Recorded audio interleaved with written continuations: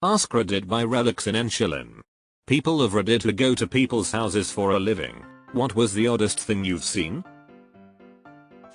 I was delivering a pizza to a rural home and the woman that ordered invited me to come inside.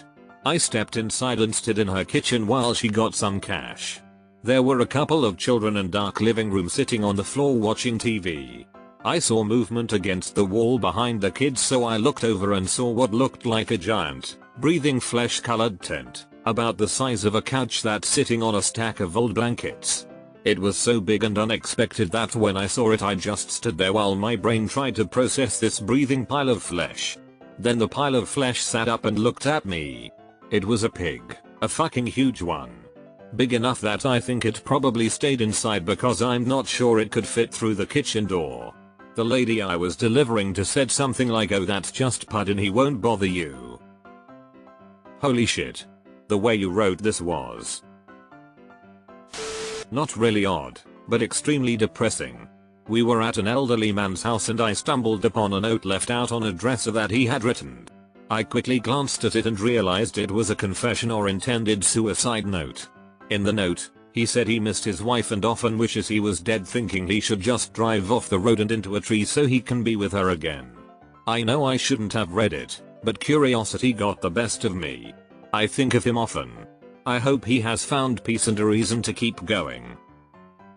One of the nice things about not believing in an afterlife is that, although I still miss my wife greatly, I have not the slightest wish to make any misguided attempt to join her. Used to deliver high-end furniture. One gentleman had original Dr. Seuss paintings hung on the walls. This is the first answer that's actually really cool. Well, I have several memorable ones. A couple of hoarders, one so bad we had to make a trail to get to his room. Trash, newspapers, clothes, porn, you name it, he had it in piles everywhere. A Cape Cod had rabbits in the upstairs, just free roaming. Little rabbit turds everywhere. Knew it was gonna be something weird when walking up the stairs, and there was chicken wire at the top. Lots and lots of dirty houses, flea infested, dog shit everywhere, just the gross of the gross. Smells you can still smell just by seeing that person's name. Government work opens your eyes to how some people live, never a dull day in the field. Edit, spelling. My sister used to. Well, I don't remember exactly what it was. I believe she was a social worker for the county. I remember her telling me one time that she went to the rundown looking trailish set a scene in her life, and there was a little girl playing with a dead rat. When my sis told her she shouldn't be doing that, the little girl called it Barbie's fur coat. Just fucking sad. A late 20 to early 30-year guy had a snap-in toolbox in his closet. You know how shops have calendar girls posing sexy next to their toolboxes? This guy had pictures of a young Queen Elizabeth II. I mean, she was a good-looking lady back in the day. That, or the guy was a British spy. My dad was a mail carrier for 30 years. The number of people, read, middle-aged and older dudes, who answer the door in the nude is staggering. He said the worst was a morbidly obese guy who had chains linking his nipple rings to his Prince Albert. I delivered pizza for years. Everyone asks if I ever saw a naked woman. Nope. Only men. Older. Overweight. Gross men. And more than I have fingers and toes to count. An A4 fighter jet hanging in the backyard of an expensive home. Rich people are crazy. A bull moose that was mounted. Not just the head and neck but the whole fucking thing. It was enormous. How was it mounted? The same way you would hang a very large bicycle on the wall? Or hung from the ceiling in chains, like a strange chandelier? Worked in a house about 15 years ago. The older couple who lived there had an adult son who was autistic. His bedroom had a padlock on the outside of the door. Growing up, my best friend has a severely autistic brother that had the same kind of setup.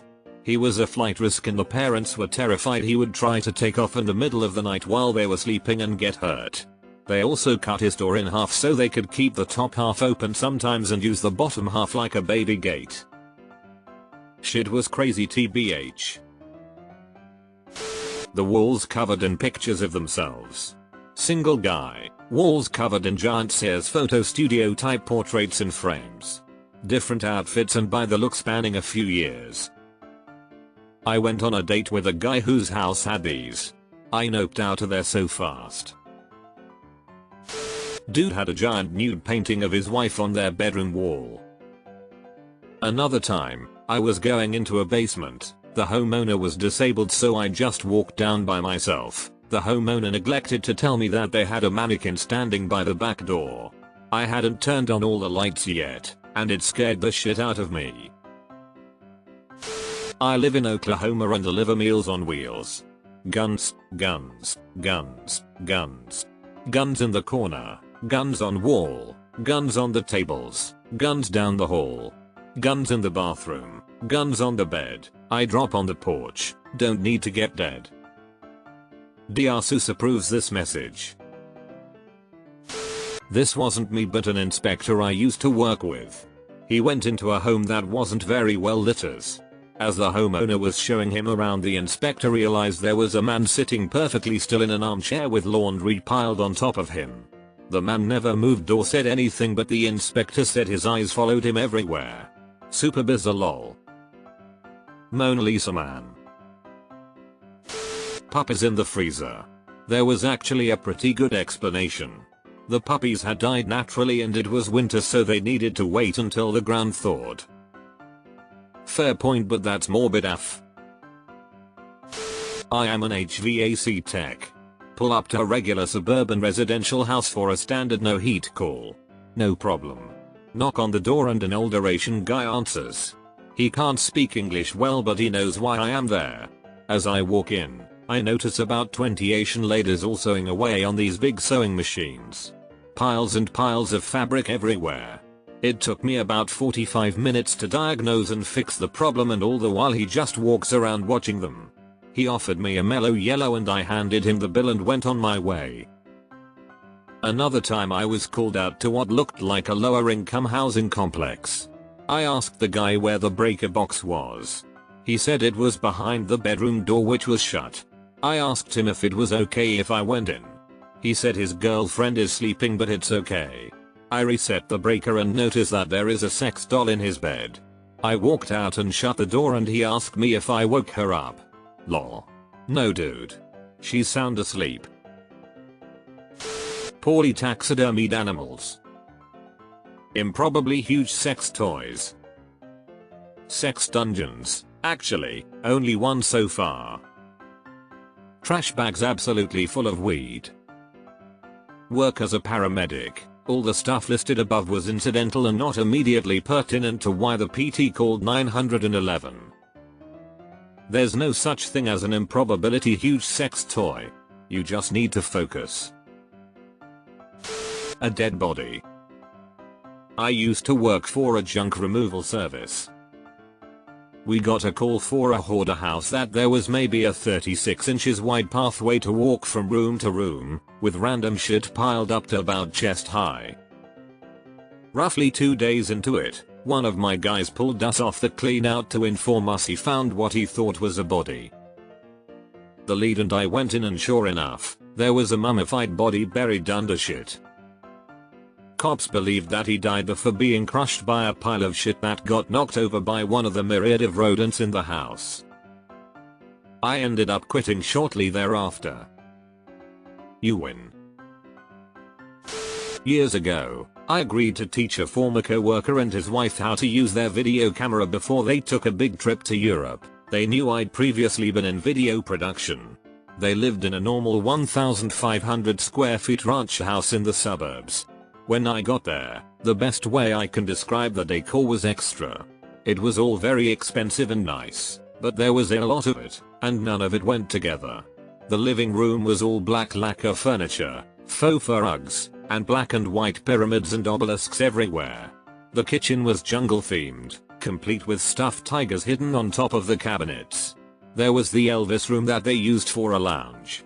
The dining room had one wall that was all mirrors, the other wall was commemorative Pope plates, and there was a massive crystal chandelier over the glass dining table. Keep in mind, the house only had 8-foot ceilings. The goo. With couples like this, I wonder if the decor is to both of their tastes or just one person's with the other just dealing with it. Deleted. I feel like explaining would have made it less embarrassing. Around 3,000 VHS porn tapes, floor to ceiling, throughout the house. Couple was mid-40s, 3 kids ages 8-12 years old. Normal neighborhood, normal income range. No mention of it whatsoever, still baffled 20 years later. I don't want your giant box of porn and I used to work as a service writer for RV repair. I would routinely have to go into people's RVs where they lived full time to assess the issue and make sure it was built properly. The absolute worst was a bedroom where every flat surface was stacked as high as possible with pornography, VHS and magazines. And on the bedside table a wide assortment of lube. I tried so hard not to touch anything. Dog shit, covering everything and the waist height. It was horrendous. This was mine, but a cat. And it was the home of a fucking doctor. I pulled my crew out of the house. Called my boss and told him we wouldn't be doing this job until the house had been cleaned and sanitized. It was obscenely disgusting. Went to a house to change the lights. Covering every wall were semi-clothed naked boudoir glamour photos of a blonde woman. Very 90s, big hair, soft focus, velvet backdrops. Probably done at a mall somewhere. Anyways, halfway through the job the woman from the photos comes home. She's in her 60s now. She lives there alone. Former appraiser. Nothing too intense, but 2 weird houses have stuck with me. The first one had a monochrome lime green master suite with no separate bathroom, like the bathtub and sink and toilet were all just in the same space as the rest of the room, no separate walls. And the whole area was carpeted in lime green shag. Second one was a split level with a cozy little hot tub nook in the basement, surrounded by wood paneling. It didn't work or it leaked or something, but the owners couldn't remove it and reclaim that space without literally tearing down a wall in their house. It had been installed by some previous owners. In the house my dad used to live in, there was an old upright piano entirely enclosed inside a wall bar type thing. It was completely inaccessible except from the back, in the furnace room. It was weird, like they just built the wall around the piano and forgot about it. It clearly hadn't been used in decades. Stripper pole in bedroom was a little weird. Then they had this elaborate leather strap chandelier in their dining room. Kinky no doubt, haha. Do you mean a sex swing, not chandelier?